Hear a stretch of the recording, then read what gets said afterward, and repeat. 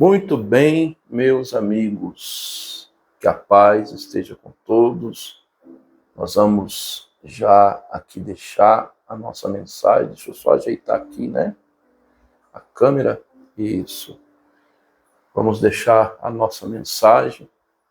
Estamos no prosseguimento, né, naquela série de mensagens. A Bíblia, ela não diz, né? A Bíblia não diz, tá? E nós vamos já caminhando para a parte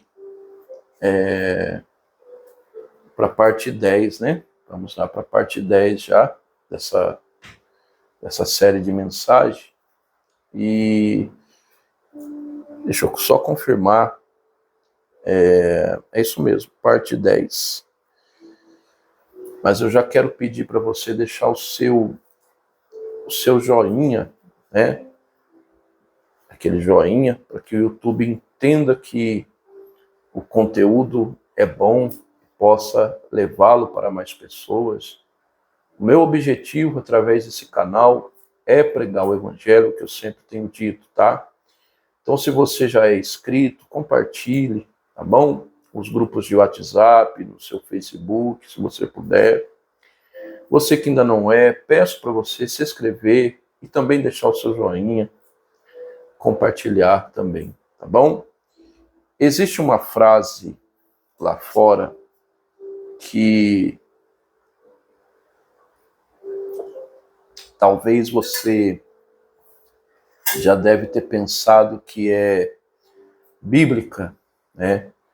Existe uma frase que as pessoas elas citam muito lá fora, que talvez você já deve ter pensado que essa frase é bíblica, mas nós vamos entender hoje pela Bíblia que não é, né?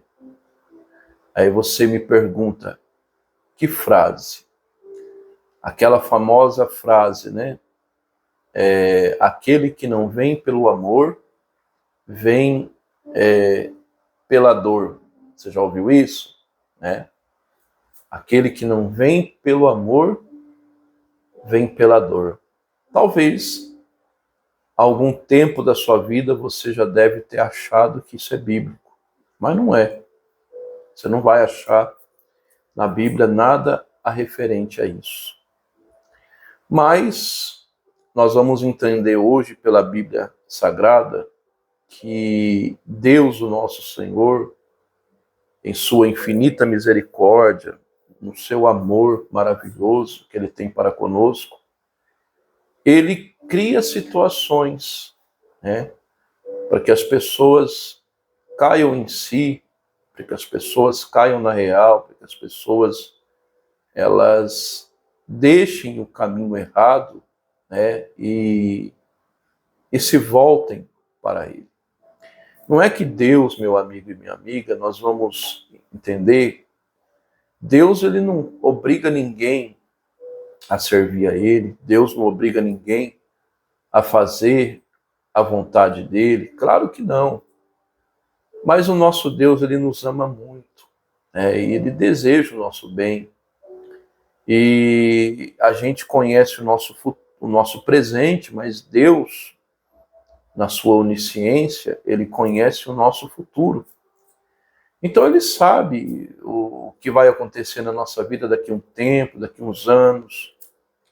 Então, para nos poupar de certas coisas, às vezes Ele permite certas situações para que a gente desperte e pare de fazer certas coisas erradas, né? E nos voltamos para Ele. Por exemplo, você que me assiste agora, que é mãe, que é pai, quantas vezes você já não falou não para o seu filho, né? Quantas vezes você já castigou o seu filho, às vezes tirou aquilo que ele gostava, né? Mas qual que foi o seu objetivo?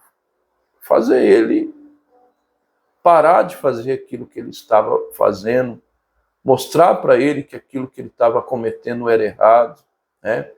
Então, o nosso Senhor Deus, o nosso Senhor Jesus Cristo, ele também, ele é assim.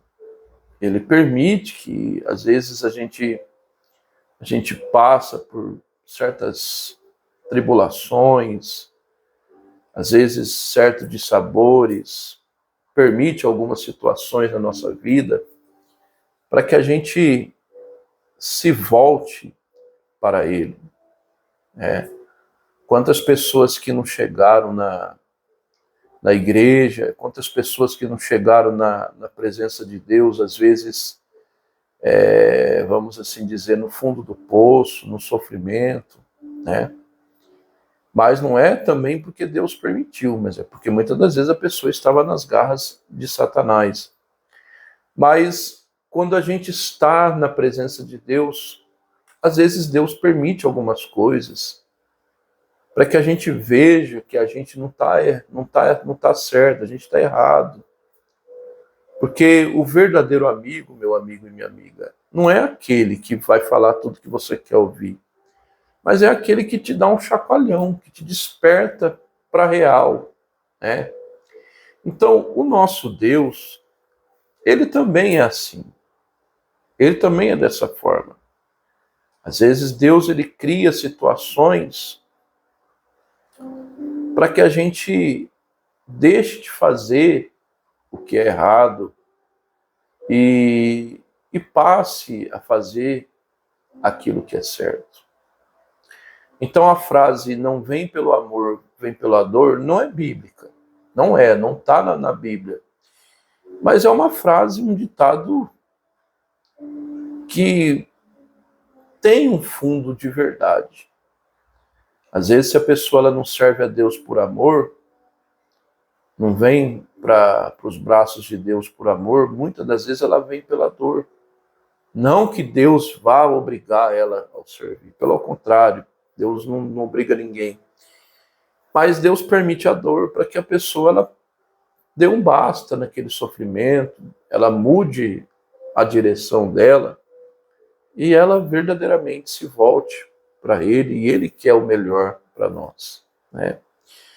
Olha o que a Bíblia diz lá no livro de Oséias, tá? Vai confirmar aquilo que eu vou ler na nova versão, na linguagem de hoje. Não vou ler essa na João Ferreira, não, porque a João Ferreira está um pouco diferente, aquela antiga, né? Mas eu vou ler na NTLH, que é a nova versão da linguagem de hoje. Oséias capítulo 6, verso 1, diz assim, ó. Olha lá, versículo 1. Olha lá. Povo de Israel, né? Ao povo de Israel diz: venham, voltamos para Deus, o Senhor. Ele nos feriu, olha lá, mas com certeza vai nos curar. Ele nos castigou, mas certamente nos perdoará. Então, confirma aquilo que eu acabei de falar. Oséias 6:1, né? Então, Deus, muitas das vezes, ele faz a ferida, ele permite algumas coisas, a dor, às vezes o sofrimento, mas não porque Deus ele tenha prazer nisso, mas muitas das vezes para nos despertar, para mostrar para a gente que aquilo que nós estamos fazendo, nós estamos errados, né? E a gente passe a fazer o que é certo. Nosso Deus é maravilhoso, Ele sabe o que é melhor para cada um de nós, né? A Bíblia diz que Deus ele corrige e disciplina quem Ele ama, Ele açoita. O que é açoitar? Muitas das vezes, no sentido simbólico, Ele bate, mas não para poder fazer você sofrer, para ver você para baixo, para ver você no chão. Pelo contrário, Deus nos permite certas coisas para a gente se levantar, dar a volta por cima. Porque é isso que Deus quer que a gente faça. Ele é maravilhoso. Tá bom? Então fique aí com o nosso estudo de hoje. Na parte 10, a Bíblia não diz. Então, essa frase vem pelo amor, não vem pelo amor, vem pela dor, não é bíblica. mas ela tem um fundo de verdade. Mas o que é bíblico foi o que a gente acabou de ler aqui, em Oséias 6:1, tá? Deus, ele permite certas coisas, a dor, para que a gente desperte e se volte para ele e compreenda que o querer dele sempre é o melhor para nós. A Bíblia diz que o apóstolo Paulo, ele tinha um espinho na carne, né? Tinha um mensageiro de Satanás que esbofeteava, ou seja, batia nele no sentido simbólico, né, figurado. A Bíblia não dá mais detalhes sobre isso, mas existia um mensageiro de Satanás que se levantava contra Paulo. Por quê? Porque o Paulo, ele tinha uma tentação chamada orgulho. Ele não era orgulhoso, mas o diabo o tentava com isso.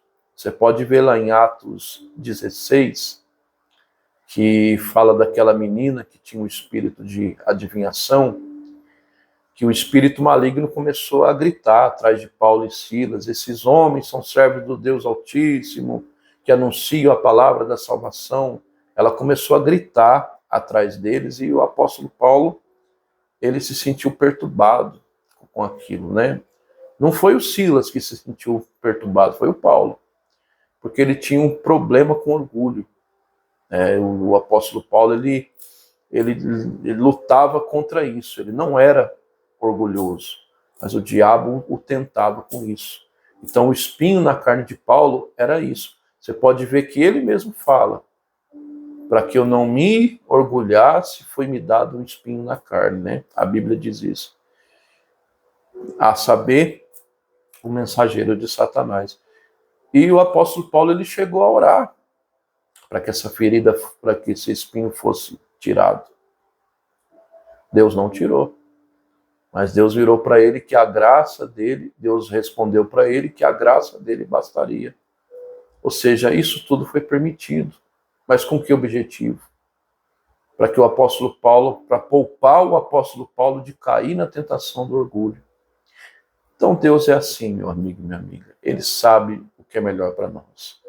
E Oséias aqui diz, Oséias 6:1 diz que muitas das vezes ele faz a ferida, permite a dor, mas com a dor ele cura e nos dá a vitória e nos levanta, nos ajuda a levantar e a nos tornar pessoas melhores. Tá bom? Que o Senhor teu Deus te abençoe e te guarde, que o Senhor teu Deus faça resplandecer a luz sobre ti, que o Senhor nosso Deus tenha misericórdia de ti, levante o seu rosto sobre ti, te dê a paz. Até uma próxima, que Deus abençoe a todos, em nome de Jesus, se Deus nos permitir, até a próxima, né?